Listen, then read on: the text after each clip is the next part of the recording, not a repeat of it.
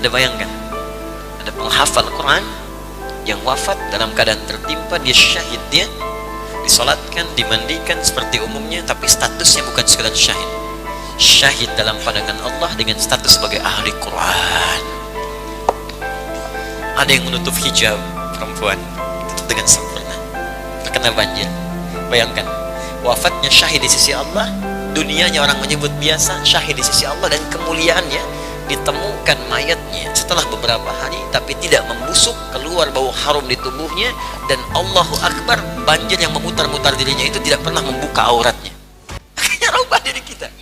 Karena itu saya selalu objektif menyampaikan, kalau apa yang saya sampaikan tidak menambah kedekatan Anda dengan Allah dan tidak merubah diri Anda berubah menjadi baik, tinggalkan saya dan cari majlis lain, cari ustadz lain.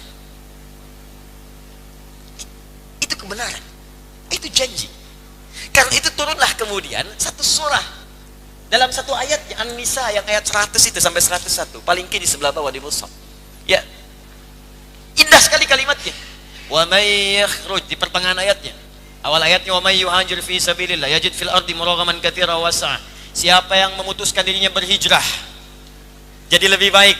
Hijrah itu berpindah pada keadaan yang mendekatkan diri kita dengan Allah. Ya, tadinya bekerja susah sholat, sekarang pindah pekerjaan yang memudahkan sholat. Tidak harus pindah tempat. Kalau Anda tinggal misalnya di samping masjid, Anda jarang ke masjid, sulit melangkah ke masjid, ingin merubah keadaan, masjidnya sudah ada, motor ada, sepeda ada, mobil ada, pengen berubah sekarang. Melihat orang datang ke masjid dari jauh, masa saya yang dekat gak ke masjid? Dengar suara adzan, jadi berubah, tersentuh jiwanya, datang ke masjid, itulah hijrah. Ada keadaan yang tinggal di situ, masjid nggak ada, taklim nggak ada, suasana nggak menyenangkan, tidak ada yang menenangkan kepada jiwa. Anda putuskan pindah tempat kepada rumah yang dekat dengan masjid, dekat dengan kajian, dekat dengan orang-orang baik, itu juga hijrah namanya. Pindah pekerjaan dari yang mendekatkan diri kepada Allah. Cari sholatnya bisa, kalau rizki itu sudah teratur, surga kita yang belum jelas. Rizki nggak usah takut. Ya, dengar kalimat ini. Sepandang nyawa kita masih kemudian tertanam dalam tubuh kita, belum sampai ke tenggorokan, demi Allah saya katakan, Allah sudah berjanji rizki kita akan diberikan. Quran surah ke-51 ayat 22. Wa fis samai rizqukum wa ma tu'adun. Di langit telah ditetapkan ukuran rizkimu. Walladzi qaddara fahada, telah menetapkan untukmu yang sesuai denganmu. Wa ma tu'adun, dan aku janjikan selama hidup aku akan berikan. Karena itu ketika Nabi menyampaikan sebuah hadis dan lalu dicantumkan oleh Al-Imam An-Nawawi dalam Al-Arba'innya nomor hadis yang keempat, maka rizki disandingkan dengan kematian. Ya, inna ahadakum yujma'u fi batni ummihi, bacakan sanadnya. Ya, an Abi Abdurrahman, Abdullah bin Mas'ud radhiyallahu ta'ala anhu, anin Nabi sallallahu alaihi wasallam wa huwa shadiqul masduq. Qala Rasulullah sallallahu alaihi wasallam, inna ahadakum yujma'u fi batni ummihi 40 yawman nutfah, thumma yakunu mithla dhalika 'alaqah, thumma yakunu mithla dhalika mudghah, fayursalu ilaihi al-malak, ya, fayu'maru bi katsbi 40, fayanfukhu fihi ar-ruh, wa yu'maru bi katsbi 40, bi katsbi rizqihi wa ajalihi. Ya, dua pertama bersanding. Kata Allah melalui lisan Nabi sallallahu alaihi wasallam, setiap kalian sebelum terlahir akan dihimpun di perut ibundanya. 40 hari pertama baru berbentuk spermatozoa dengan ovum yang berproses. 40 hari kedua kemudian menjadi zigot yang menempel di dinding rahim. 40 hari ketiga berbentuk mudghah, mulai ada seperti daging sekratan. Lalu diperintahkan malaikat meniupkan roh, usia 120 hari, 4 bulan sudah ada roh. Kemudian ditiupkan rohnya. Wa yu'maru bi katsbi 40, diperintahkan malaikat menuliskan, menetapkan 4 hal. Dari 4 ini, 2 pertama disebutkan bi katsbi rizqihi wa ajalihi, rizki dan ajalnya. Rizki bersanding dengan kematian. Jadi kalau orang belum meninggal, rizki akan diberikan. Makanya sifat rizki sama dengan kematian, sama-sama gaib.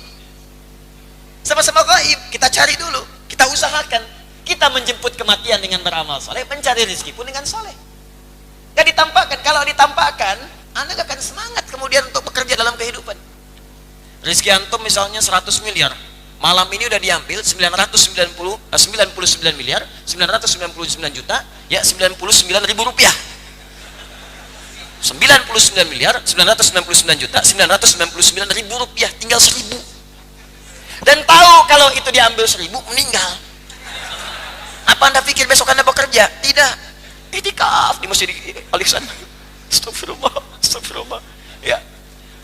Mas kenapa? Pulang dulu istirahat, tinggal 1000.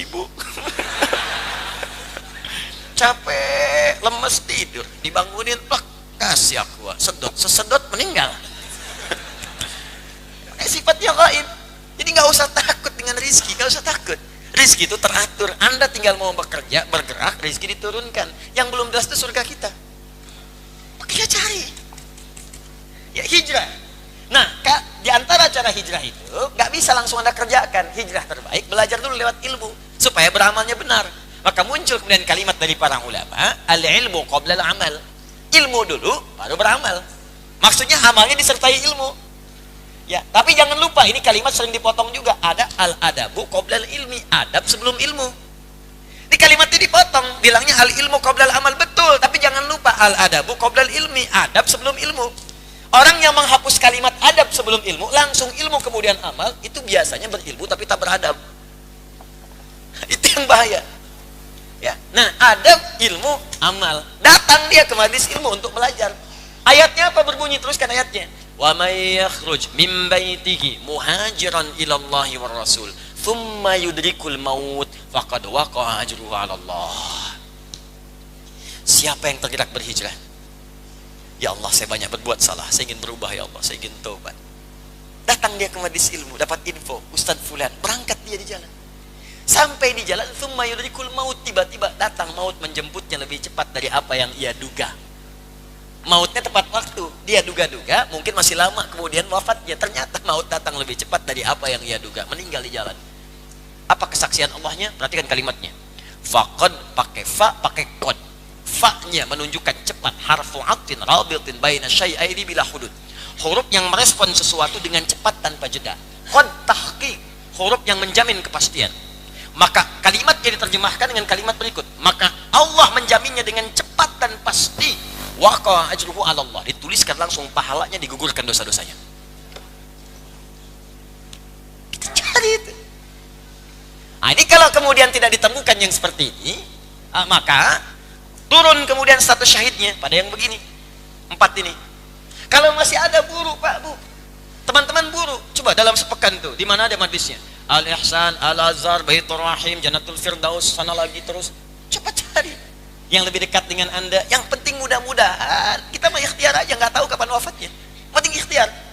Ada amalan ini, kejar. Mudah-mudahan saat wafat dalam situasi sedang ta'lim, wafat sedang sholat. Terus walaupun naik misalnya ya bis kota, ya mau naik misalnya mobil-mobil dan online yang lain sebagainya, mau naik taksi, mau naik bis, usahakan di situ berzikir. Istighfar, subhanallah, masya Allah, astagfirullah, baca Quran. Kenapa? Mudah-mudahan saat wafat sedang zikir. Itu.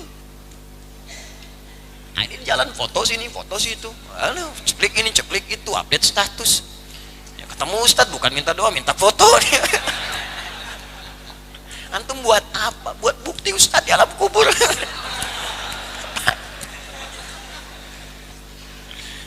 Allah. Man rabbuka, jamaah Ustaz Adi. Enggak ngaruh. Jelas ya? Tayyib. Jadi ini. Nah, kalau itu tidak ada, ta'lim misalnya belum dapat peluang karena terisolasi di sebuah tempat misalnya. Ta'lim enggak berjalan karena ada wabah. Ya, enggak bisa. Kalau wabah itu kata Nabi, yang dari luar daerah itu jangan datang, yang situ jangan keluar. Itu rumus. Ya, itu rumus setiap penyakit menular. Makanya kalau ada penyakit yang menular, ya flu, yang flu berat itu yang mungkin menular, jangan paksain ke masjid. Di rumah itu lebih utama. Idza maridal abdu aw safar kutiba lahu mithla ma kana alaihi muqiman sahihan. Hadisnya sahih. Jika seorang hamba sedang sakit atau bahkan sedang safar dan tidak bisa menunaikan amalan rutin yang selalu ia kerjakan, maka ketika ia mengerjakannya tanpa amalan rutinnya itu, pahalanya tetap diberikan sempurna. Kalau ada seorang hamba sakit, biasa ke masjid, kena flu-nya flu berat, yang kalau datang bisa menular, yang lain kena flu semua. Maksa lagi pengen di belakang imam, imamnya kena flu juga. Besoknya nggak ada yang imamin, celaka Cepi. Makanya tinggal di rumah. Saat di rumah itu Anda sholat padahal biasa ke masjid, pahalanya diberikan sesuai dengan yang biasa ke masjid. Pahala yang sama dengan ke masjid. Nah, ini mungkin karena ilmu ini belum sampai, makanya dipaksakan ke masjid. Kalau sudah sampai ilmunya di rumah aja nggak apa-apa. Ya, papa ke masjid pak, pahalanya banyak. Mama hadis Nabi. Ya udah jangan deket-deket mama sana-sana. Misalnya. Nah, jadi yang dari luar jangan masuk, yang di dalam jangan keluar, penyakit menular itu. Ini yang terkena wabah tiba-tiba meninggal kemudian. Mat'un. Maka statusnya apa tadi?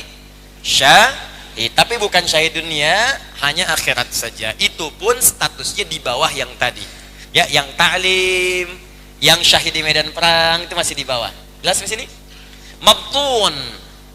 Yang wafat dalam keadaan terserang penyakit di perut, sakit perut, mah akut, ya, termasuk perjuangan yang levelnya paling tinggi di sini. Seorang ibu yang tengah mengandung wafat, ya, melahirkan wafat. Itu tinggi bu pahalanya. Ibu nggak usah takut bu, kalau sedang lahiran nggak usah takut. Ya, nggak ada kaitan dengan kematian. Kematian itu tidak identik dengan lahiran. Kematian tidak identik dengan jantungan. Banyak orang sakit jantung masih hidup, ya. Ada yang kutilan meninggal.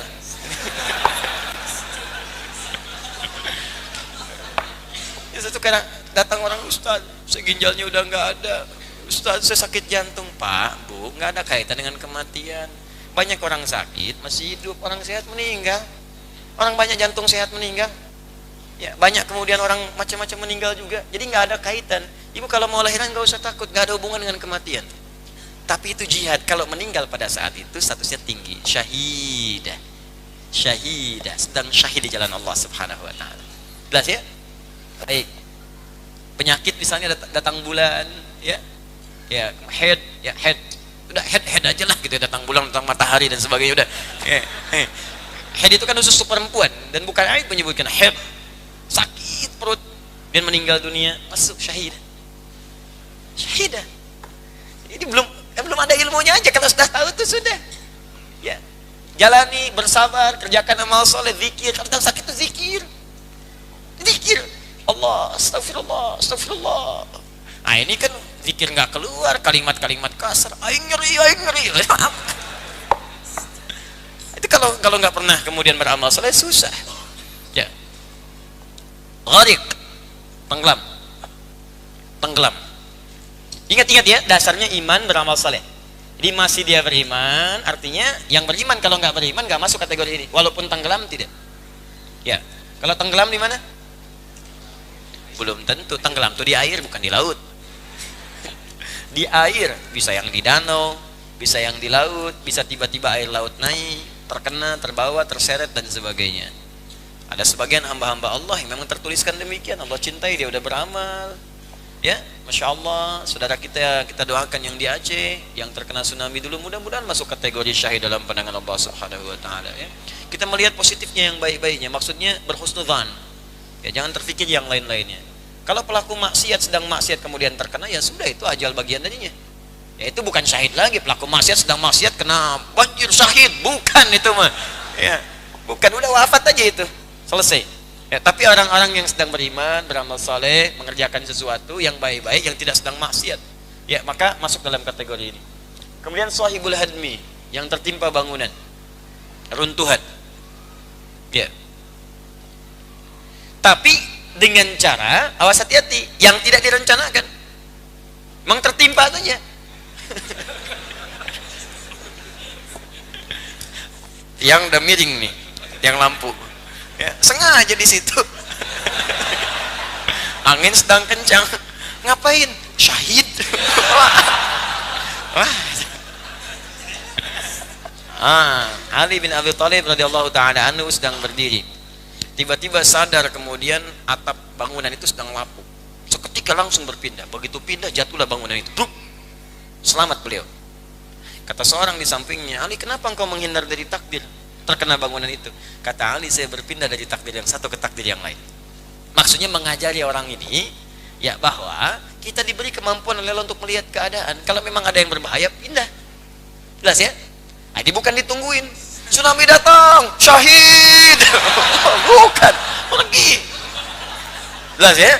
Kalau tak sadar tiba-tiba kena dan sebagainya, sedang baca Quran, kena gempa tertimpa. Tadi kelas saya tuh mengabdi kemudian di Palu, dia bikin pesantren Quran. Terjadilah gempa itu. Saat gempa terjadi, banyak cerita pilu yang dia bawa. Dia datang ke sini malam-malam bertemu dengan kami. Ada sebagian juga teman-teman mengisahkan, Allahu Akbar, ada para santriwati, mereka penghafal Quran. Bahkan ada sebagian di antara mereka yang sudah 30 juz selesai. Ada kisah tentang kerudung, ada kisah tentang mushaf. Allahu Akbar. Satu kali ada yang sudah tertimpa oleh bangunan gempa ini kisah nyata. Kemudian saat tertimpa itu, pertama dia minta selamatkan dulu temannya dulu. Kawan saya tolong keluarkan dulu katanya. Sudah diambil kemudian kawannya. Yang kedua, ini yang paling menarik. Karena ini yang paling berat, harus menggunakan alat yang spesial, khusus. Alatnya belum tiba. Apa yang ia katakan? Tolong mushaf saya. Mushaf saya. Dia pegang mushaf, dia selamatkan mushaf dia. Yang dia baca, yang membantu, yang menghafal Quran sampai khatam, yang mengangkat derajatnya, tolong mushaf saya. Dan saat kemudian alat itu tiba, dia wafat dengan izin Allah Subhanahu wa ta'ala dengan pelukan mushaf di tangannya. Anda bayangkan, ada penghafal Quran yang wafat dalam keadaan tertimpa, dia syahid, dia disolatkan, dimandikan seperti umumnya, tapi statusnya bukan sekedar syahid. Syahid dalam pandangan Allah dengan status sebagai ahli Quran. Ada yang menutup hijab perempuan, tutup dengan sempurna, terkena banjir. Bayangkan, wafatnya syahid di sisi Allah, dunianya orang menyebut biasa, syahid di sisi Allah, dan kemuliaannya ditemukan mayatnya setelah beberapa hari tapi tidak membusuk, keluar bau harum di tubuhnya, dan Allahu Akbar, banjir yang memutar-mutar dirinya itu tidak pernah membuka auratnya. Wafat beberapa hari, jasadnya utuh, baunya harum, dan Allahu Akbar, demi Allah, auratnya tidak terbuka, tertutup. Orang kena banjir itu kan macam-macam kena, tersingkap, kena macam ini, tertutup. Jangan takut. Jadi kalau tanda itu sudah dibuka oleh Allah, bukan sekedar dalam kalimat yang tertuliskan di mushaf yang dituliskan, tapi sudah menjadi tanda nyata dalam kehidupan, Anda belum beriman dan belum yakin juga, lantas Allah harus memberikan tanda apa lagi? Maka teman-teman, ini 4 contoh ini, nanti ada tambahan yang meninggal dalam keadaan terbakar, kena kebakaran, macam-macam ada. Ini hanya gambaran contoh kepada kita bahwa setiap hal dalam kondisi apapun usahakan selalu berbuat baik. Dan ketika berbuat baik disaksikan oleh Allah kebaikan itu. Dalam wafat itulah sedang berbuat baik. Ketika disaksikan oleh Allah, bahasa Arabnya kan saya katakan di pertemuan yang lalu, sesuatu yang disaksikan disebut syahid. Ada syahidun, ada masyhudun. Masyhud dipersaksikan oleh Allah, syahid melihat langsung kejadiannya. Yang syahid itu yang di medan perang, yang di alam pertempuran, yang macam melihat keutamaan-keutamaan itu. Yang masyhud disaksikan oleh Allah, sedang beramal soleh, wafatnya beramal soleh, kena wabah sedang beramal soleh, sakit perut sambil berzikir, ya kena banjir dalam keadaan berbuat baik, disaksikan demikian. Makanya statusnya syahid dengan iman dan amal soleh. Karena itu biasakan beramal soleh, biasakan supaya dapat bagian itu.